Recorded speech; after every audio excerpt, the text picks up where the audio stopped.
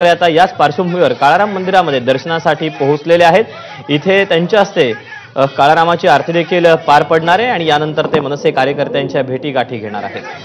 खरं तर एकेकाळी नाशिक हा मनसेचा बालेकिल्ला म्हणून ओळखला जायचा आणि त्यानंतर आता पुन्हा एकदा पक्षामध्ये नवसंजीवनी आणण्यासाठी निर्माण करण्यासाठी राज ठाकरे हे आता नाशिकच्या दौऱ्यावर आहेत आणि जंगी असं स्वागत नाशिकमध्ये राज ठाकरेंचं करण्यात येतंय। नाशिक ढोल जो प्रसिद्ध आहे राज्यभरामध्ये, त्याच नाशिक ढोलद्वारे राज ठाकरेंचं स्वागत करण्यात येतंय। नाशिक गेल्या काही दिवसांपासून मनसेच्या वर्धापन दिनाची नाशिकमध्ये जय्यत तयारी सुरू आहे आणि त्यानंतर गुरुवारी म्हणजे काल संध्याकाळी राज ठाकरे हे नाशिकमध्ये पोहोचलेले होते आणि पदाधिकाऱ्यांकडून त्यांचं जोरदार स्वागत करण्यात आलेलं आहे। पक्षाला पुन्हा गतवैभव मिळवून देण्याच्या दृष्टीनं या वर्धापन दिनाकडे पाहायला जाते आणि त्या राज ठाकरे हे काळाराम मंदिरामध्ये पोहोचलेले आहेत। अधिकचे अपडेट जाणून घेऊ, मुकुल कुलकर्णी आपल्या सोबत आहे। मुकुल, काळाराम मंदिरामध्ये राज ठाकरे दाखल झालेले आहेत, पोहोचलेले आहेत।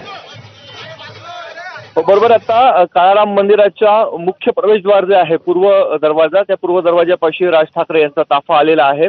आपण बघितलं की जोरदार त्यांचं इथे जल्लोषामध्ये स्वागत करण्यात आलेलं आहे आणि थोडंच म्हणजे अगदी आता ते मंदिरामध्ये प्रवेशच करतील।